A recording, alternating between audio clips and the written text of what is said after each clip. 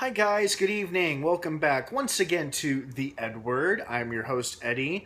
I'm back once again, and of course Ghostface was here earlier, so thank you for putting up with him. I know he was doing his episode review and recap for the most recent episode of Scream, and I'm sure he told you to tune in to MTV this coming Tuesday night for the season 1 finale, where we finally find out who is the killer. But in tonight's video here, I will be doing my episode review and recap for the second episode of Season 1 of AMC's Fear the Walking Dead. Before I begin, of course, with all of my recap and review videos, I must warn you this will be full of big spoilers regarding the recent episode of Fear the Walking Dead. So if you are not caught up on the most recent episode, or if you haven't started the series yet, I advise you not to continue watching or listening to this video until you are caught up. And when you are caught up, come on back and hear what I have to say. That being said, I was so happy to see Tobias return. You know, I really liked him in the premiere. I thought, okay, this kid is kind of weird, but he's one of the few characters on this show who is even remotely prepared for what is coming. Because even though he may not understand it fully, he knows something bad is going on that's making people go crazy or act really violent or sick. And he's taking necessary steps and precautions. And I was like, all right, he's back. And when we see him with Madison back at the school, I was like, oh, thank God, he's still alive for now. And fortunately, spoiler alert, he survived the episode. And hopefully we'll see him again, because I really like him as a character. You know, he provides some good comic relief, and like I said, he's one of the few characters on the show who's remotely prepared, or trying to prepare, for what's coming and what's happening in the city right now. And you know, this episode, it's very interesting because we got a lot of closure really fast. I mean, the opening scene, we find out Matt, Alicia's boyfriend, is not dead. And the reason he didn't make it to their rendezvous on Venice Beach the day before was because he was attacked and bitten in the shoulder of all places. And he had just enough strength to get home. Because Alicia goes to his house, finds him, and we don't see what kind of condition he's in until they cut back to the next scene regarding her. Because her mom and Travis track her down to her boyfriend's house, and they realize, oh no, he's been bit in the shoulder, he's going to turn.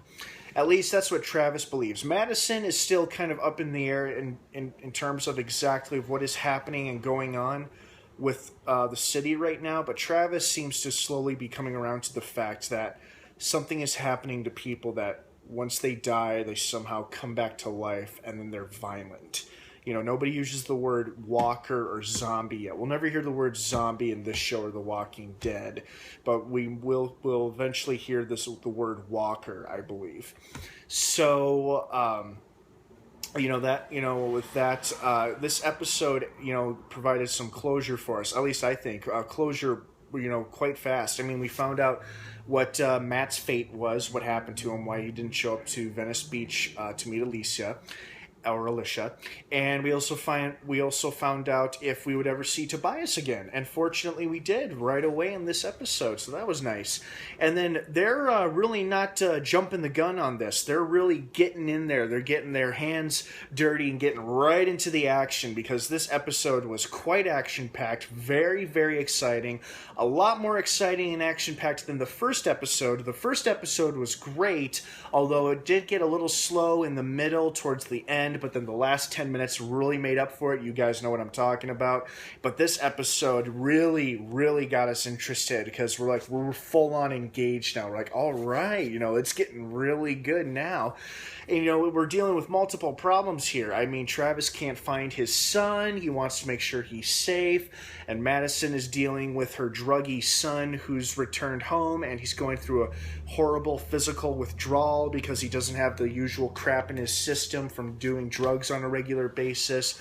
That forces her to go find medicine elsewhere, which is where she runs into Tobias at the school.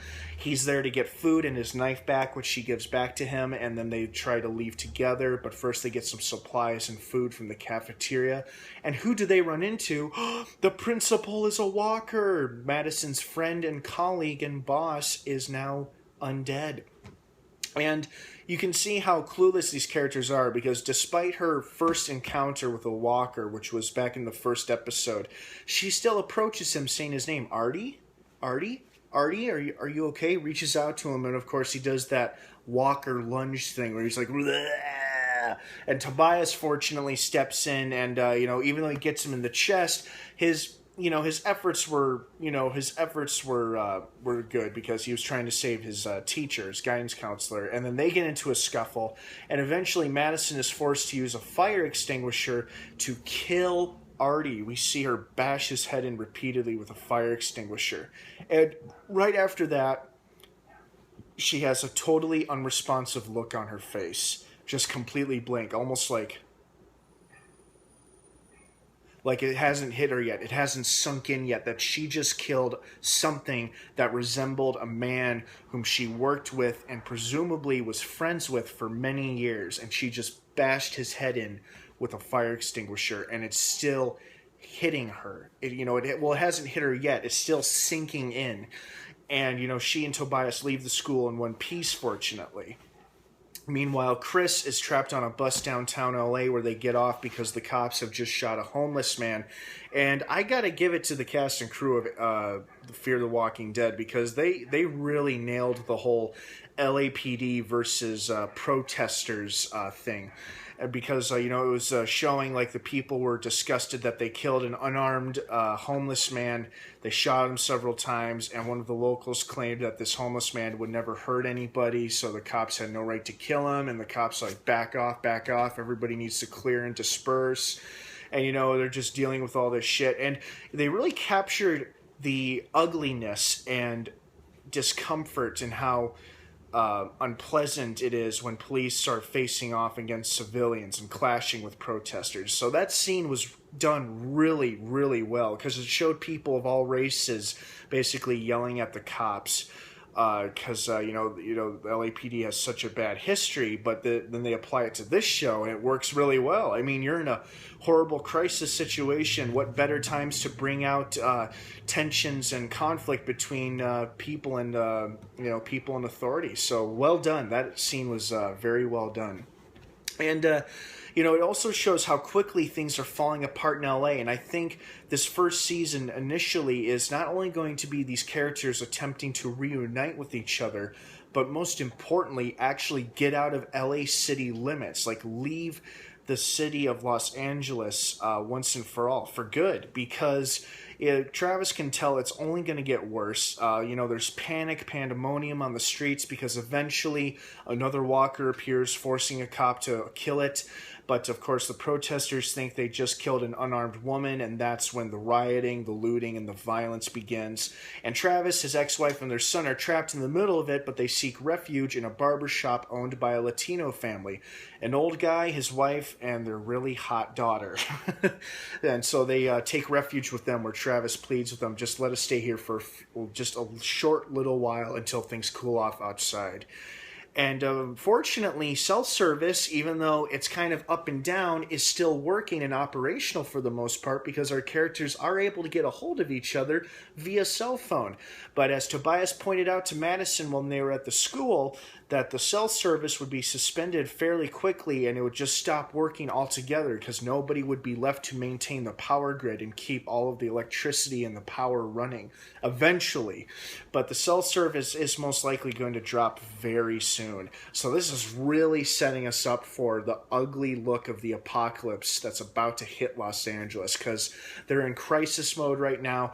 Things are going bad, shit's hitting the fan, and it's only going to get worse from here, which makes it all the more exciting and intriguing for us viewers, but horrible for our characters. But overall, though, very good episode. Very, very good episode. Very exciting. Interesting character problems where, like, you see the brother and the sister fighting about how he threatens to tell mom if she leaves to go check on her boyfriend, and she's like, you are not one to lecture me about breaking promises, because she promised her mom, okay, I'll stay here and watch over him while you go off get medicine. And she's about to head out to check on her boyfriend, and he calls her out on it. And she's like, you are not one to lecture me about breaking promises to mom, you son of a bitch. And there's just a lot of strain in that relationship, and it's probably not going to get any better because of the impending doom that's going on all around them. And then, of course, what else is really interesting in terms of character work was that Madison, when she gets home, she desperately tries to clean the blood off of her jacket, the blood that splattered on her when she was killing the principal Walker. And, she starts crying and breaking down because of what she's just done. Because in her mind, she killed a man. She killed a man who was a friend and colleague, presumably for many years. They got along well together, and she killed him. And she feels absolutely horrible about it. And it's finally hitting her that, oh my God, this is real. Something is happening, and it's terrifying. And that's why she breaks down in the bathroom. That's why she doesn't let her kids see, because she wants to maintain a strong facade for her kids so they don't get scared. But it's hard to do that when all hell is breaking loose. And of course, as we see across the street, Alicia looks out the window, and across the street, their neighbor is attacking their neighbor across the street. And when Alicia wants to go out and help the woman being attacked, her mom refuses and closes the windows and the door and locks the door and blocks it so that her kids can't leave, because she doesn't want them to see what's happening. She's trying to protect them. But it's a worthy effort, but it's inevitable they're going to see some nasty carnage and mayhem out there once they hit the streets, and they most certainly will. So overall, great episode, very exciting stuff, a lot of great potential here. Unfortunately, the next episode won't be for another 2 weeks. But fear not, my friends, for it will return following Labor Day weekend. So not this Sunday, but next Sunday. So stay tuned for that. Well, guys, thanks once again for tuning in here on the EdWord. I hope you enjoyed the most recent episode of Fear the Walking Dead as I did. And I hope you enjoyed this episode recap and review video. Click like and comment on this video, share, subscribe to this channel. Leave your thoughts and opinions down below. What did you guys like about tonight's episode? What was your favorite part? Who's your favorite character so far and why? Or is it too early to tell since we're so early on into the very first season? Do you need a couple more episodes to really start to like these characters? Please shout out down below. I would love to hear from everybody. That's what this channel is all about, is reconnecting and touching base with other fans. So thank you again for tuning in, guys, and I hope you have a great start to a new week tomorrow. And of course, until next time, may the Force be with you.